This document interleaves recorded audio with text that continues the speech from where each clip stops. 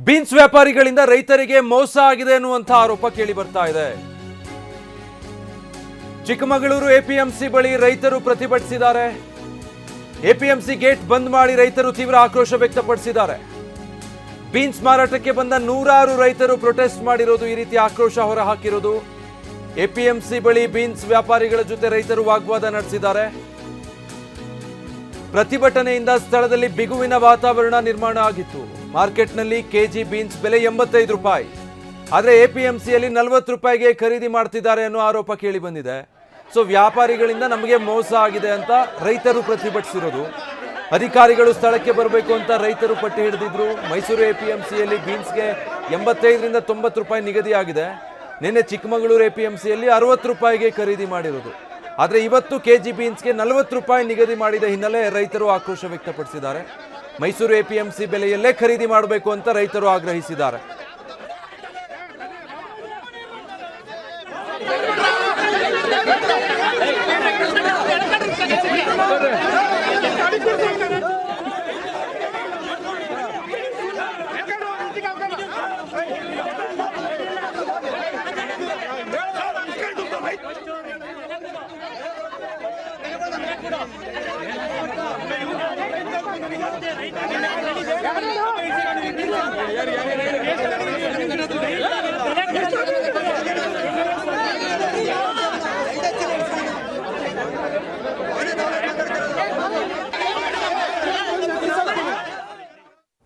ಪ್ರತಿದಿನ ಮೈಸೂರು ಅವಲಂಬನೆ ಮಾಡಿದ್ರಿ. ಇಲ್ಲಿ ಮೈಸೂರು ರೈಟಿನ ಇಲ್ಲಿ ಯಾಕೆ ಮಾಡ್ತಾಯಿಲ್ಲ?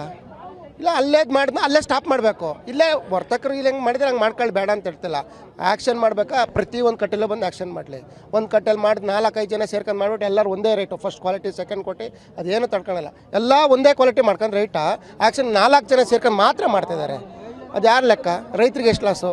10 ರೂಪಾಯಿ 15 ರೂಪಾಯಿ ಕಮಿಷನ್ ತಿಂತಿದ್ದಾರೆ. 1 ರೂಪಾಯಿ 2 ರೂಪಾಯಿ ತಿನ್ನಲಿ, ಬೇಡ ಅನ್ನಲ್ಲ.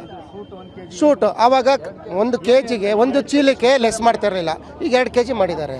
ಯಾರಿಗೆ ಲಾಸು? 1000 ರೂಪಾಯಿ ಕೊಟ್ಟು ಆಳು ಕರ್ಕೊಬರ್ತೀವಿ. ಅವತ್ತು ಆಳು 400 ರೂಪಾಯಿ 500 ರೂಪಾಯಿ ಇತ್ತು, ಇವತ್ತು 600-700 ರೂಪಾಯಿ ಕೊಡ್ತಾಯಿದ್ದೀವಿ. ಎಲ್ಲಿಂದ ತರೋದು? ಬಂದ್ಬಿಟ್ಟು ಮತ್ತೆ ಕರ್ಕೊಂಡು ಹೋಗಿ ಬಿಡ್ಬೇಕು ಅವ್ರ ಮನೆಗೆ. ಇಲ್ಲಿ ಬಂದ್ಬಿಟ್ಟು ಮತ್ತೆ ಅವ್ರ ಮನೆ ಕರ್ಕೊಂಡು ಹೋಗ್ಬೇಕು. ಅದ್ರ ಚಾರ್ಜ್ ಕೊಡಿ. ಅದ್ರ ಏನು ತಲೆ ಕೆಡ್ಸ್ಕೊಂತಿಲ್ಲ. ಆ್ಯಕ್ಷನ್ ಏನಾಗುತ್ತೆ ಅದು ಹೋಗ್ತದೆ. ಇವಾಗ 2 ದಿವಸನ ಮಾಡ್ತಾ ಇರೋದ್ರಿಂದ ಎಲ್ಲರೂ ಸೇರ್ಕೊಂಡು ಮಾತಾಡ್ಕೊಂಡು ರೈತರುಗಳು ಬಂದಿರೋದು. ಏನು ಕಾನೂನು ತಗೋಬೇಕು ತಗೊಳ್ಳಿ. ಅಧಿಕಾರಿಗಳಿಗೆ ಯಾರೂ ಬಂದಿಲ್ಲ. ಈಗ ಬರ್ತಾರೆ ಇಲ್ಲ ಈ ವರ್ಷ ಈ ಥರ ಮಾಡೋದು. ಸಲಾಸಲ್ಲಿ ಮೈಸೂರು ಏನು ರೇಟ್ ನಡೀತಾ ಆ ರೇಟ್ ನಡೀತಿತ್ತು.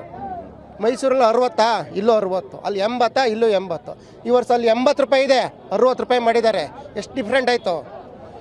ಯಾರಿಗೂ ಹೊರ್ತಾ? ರೈತರಿಗೆ ಹೊರ್ತಾ? ಎಷ್ಟು ಕಷ್ಟ ಇದೆ ಬೆಳೆಯೋಕ್ಕೆ. ಮಳೆ ಇಲ್ಲ, ಏನೂ ಇಲ್ಲ. ಈ ವರ್ಷ ಹೋದ ವರ್ಷ ಇಷ್ಟೊತ್ತಿಗೆ ಕೆರೆ ತುಂಬಿದ್ದು. ಈ ವರ್ಷ ಮಳೆ ಇಲ್ಲ, ಆದರೂ ಕಷ್ಟದಲ್ಲಿ ಬೆಳೆದಿದ್ದೀವಿ. ಅದನ್ನು ಅರ್ಥ ಮಾಡ್ಕೊತಿದ್ದಾರೆ ಅವರು. ನಾವು ರೈತರುಗಳಾಗಿ ಬೆಳೆ ಬೆಳೆದು ತಂದು ಎಪಿಎಂಸಿಗೆ ಹಾಕ್ತೀವಿ ಅಂದರೆ ನಾವು ಆಟೋದಲ್ಲಿ ಕಳಿಸ್ತೀವಿ. ಏನಾಗಿದೆ ಏನು ಬಿಡ್ತು ಅಂತ ಗೊತ್ತಿಲ್ಲ. ನಿನ್ನೆ ಒಂದೇ ದಿವಸಕ್ಕೆ ಇವತ್ತಿಗೂ 30 ರೂಪಾಯಿ ರೇಟ್ ಕಮ್ಮಿ ಆಯಿತು. ಒಂದು ದಿವಸಕ್ಕೆ 30 ರೂಪಾಯಿ ರೇಟ್ ಕಮ್ಮಿ ಆದರೆ ಜನಗಳು ಬರೋರು 800 ರೂಪಾಯಿ ಸಂಬಳದವರು 400 ರೂಪಾಯಿ ಬರ್ತಾರಾ? ಗಂಡಾಳು 1200 ರೂಪಾಯಿನವರು 600 ರೂಪಾಯಿ ಬರ್ತಾರಾ? ನಾವೆಲ್ಲಿಂದ ಕೊಡೋದು? ನಿನ್ನೆ 60 ರೂಪಾಯಿ ಇದೆ, ಇವತ್ತು ಬರೀ 40 ರೂಪಾಯಿ. 40 ರೂಪಾಯಿ ಆದ್ರೂ ರೈತರು ಕೇಳಿ ಏನಾರು ಹರಾಜಿಗೆ ಹೋಗಿರ? ನೀವು ಹರಾಜು ಹೆಂಗೆ ಮಾಡ್ತೀರಾ? ನಿಮ್ಮ ಕಟ್ಟೆಲ್ಲ ಹರಾಜು ಮಾಡಿ. ಒಂದೇ ಕಟ್ಟಿಗೆ ಹೋಗಿ ಯಾಕೆ ಹರಾಜು ಮಾಡ್ತೀರಾ? ಟೊಮಾಟೊ ಮಾಡ್ತೀವಲ್ಲ ಅವ್ರವ್ರ ಕಟ್ಟೆಯಲ್ಲಿ.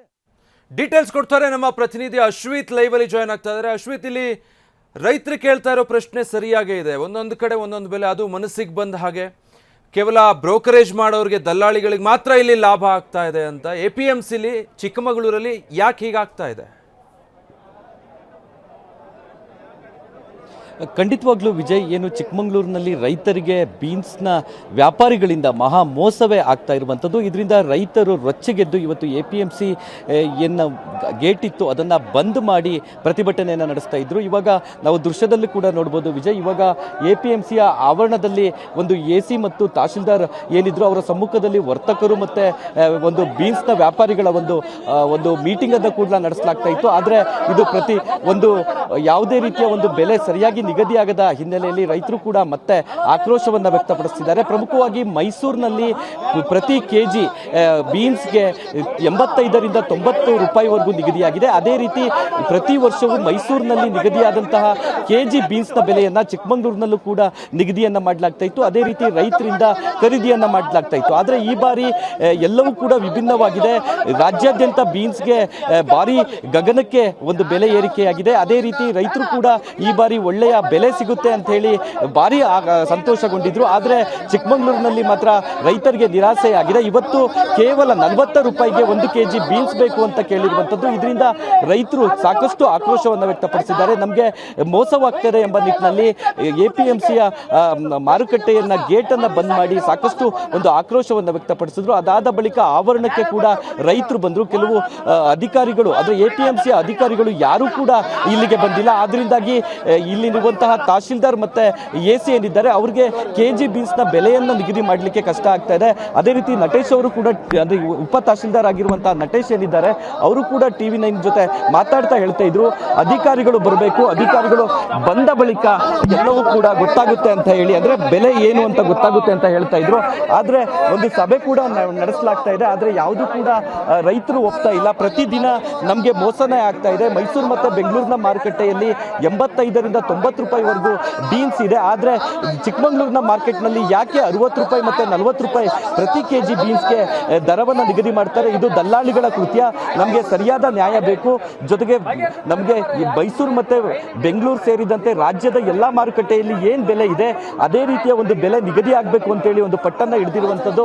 ಪ್ರಮುಖವಾಗಿ ಈ ಒಂದು APMC ಆವರಣ ಏನಿದೆ ಅದು ಕ್ಷಣ ಕ್ಷಣಕ್ಕೂ ಕೂಡ ರೈತರ ಸಂಖ್ಯೆ ಹೆಚ್ಚುತ್ತಾನೆ ಇದೆ. ನಾವಿಲ್ಲಿ ದೃಶ್ಯದಲ್ಲಿ ನೋಡ್ಬೋದು, ಚಿಕ್ಕಮಗಳೂರಿನ APMCಯಿಂದ ರಾಜ್ಯದ ಮೂಲೆ ಮೂಲೆಗಳಿಗೆ ಟೊಮೊಟೊ ಸೇರಿದಂತೆ ಮೆಣಸಿನಕಾಯಿ, ಸಂಬರ್ ಸೊಪ್ಪು ಸೇರಿದಂತೆ ಹಲವು ರೀತಿಯ ತರಕಾರಿಗಳು ನಾನಾ ಭಾಗದ ಮಾರ್ಕೆಟ್ಗೆ ಹೋಗಬೇಕಾಗಿತ್ತು. ಆದರೆ APMCಯ ಗೇಟ್ ಬಂದ್ ಆಗಿರೋದ್ರಿಂದಾಗಿ ಯಾವುದೇ ರೀತಿಯ ವಾಹನಗಳು ಹೊರ ಹೋಗ್ತಾ ಇಲ್ಲ. ಜೊತೆಗೆ ಒಳಭಾಗಕ್ಕೂ ಕೂಡ ಯಾವುದೇ ರೀತಿಯ ವಾಹನ ಬರ್ತಾ ಇಲ್ಲ. ಸಾಕಷ್ಟು ಸಂಖ್ಯೆಯಲ್ಲಿ ಪೊಲೀಸರನ್ನು ಕೂಡ ನಿಯೋಜನೆಯನ್ನು ಮಾಡಿದ್ದಾರೆ. ವಿಜಯ್, ಪ್ರಮುಖವಾಗಿ ಈ ಒಂದು APMCಯ ಒಳಗಿರುವಂಥ ರೈತರದ್ದು ಒಂದೇ ಪಟ್ಟು, ನಮಗೆ ರಾಜ್ಯದ ಇತರೆ APMC ಮಾರುಕಟ್ಟೆಯಲ್ಲಿ ಏನು ಬೆಲೆ ನಿಗದಿಯಾಗಿದೆ ಅದೇ ರೀತಿಯ ಬೆಲೆ ನಿಗದಿ ಆಗಬೇಕು. ನಮಗೆ ನ್ಯಾಯ ಬೇಕು. ಯಾಕಂತ ಹೇಳಿದ್ರೆ ಸಾಕಷ್ಟು ರೈತರು ಸಾಲ ಸೂಲ ಮಾಡಿ ಬೆಳೆಯನ್ನು ಬೆಳೆದಿದ್ದಾರೆ. ಅದರಲ್ಲೂ ಬೀನ್ಸ್ಗೆ ಲಕ್ಷಾಂತರ ರೂಪಾಯಿ ನಾವು ಖರ್ಚು ಮಾಡಿದ್ದೇವೆ ಪ್ರತಿ ಎಕರೆಗೆ ಅಂತ ಹೇಳ್ತಿದ್ದಾರೆ. ಆದರೆ ಬೆಲೆ ಉತ್ತಮ ರೀತಿಯಲ್ಲಿದೆ. ಆದರೆ APMCಯ ಅಧಿಕಾರಿಗಳ ನಿರ್ಲಕ್ಷ್ಯ, ಜೊತೆಗೆ ಇಲ್ಲಿನ ದಲ್ಲಾಳಿಗಳ ಒಂದು ಕೃತ್ಯದಿಂದಾಗಿ ನಮಗೆ ಬರಬೇಕಾದಂತಹ ಹಣ ಏನಿದೆ ಅದು ಸಿಗ್ತಾ ಇಲ್ಲ ಅಂತ ಹೇಳಿ ತಮ್ಮ ಆಕ್ರೋಶವನ್ನ ವ್ಯಕ್ತಪಡಿಸಿದ್ದಾರೆ. ನಮಗೆ ನ್ಯಾಯ ಸಿಗೋವರೆಗೂ ನಾವು ಹೋರಾಟವನ್ನ ಮುಂದುವರಿಸ್ತೀವಿ ಅಂತ ಹೇಳ್ತಿದ್ದಾರೆ. Vijay, thank you Ashwith.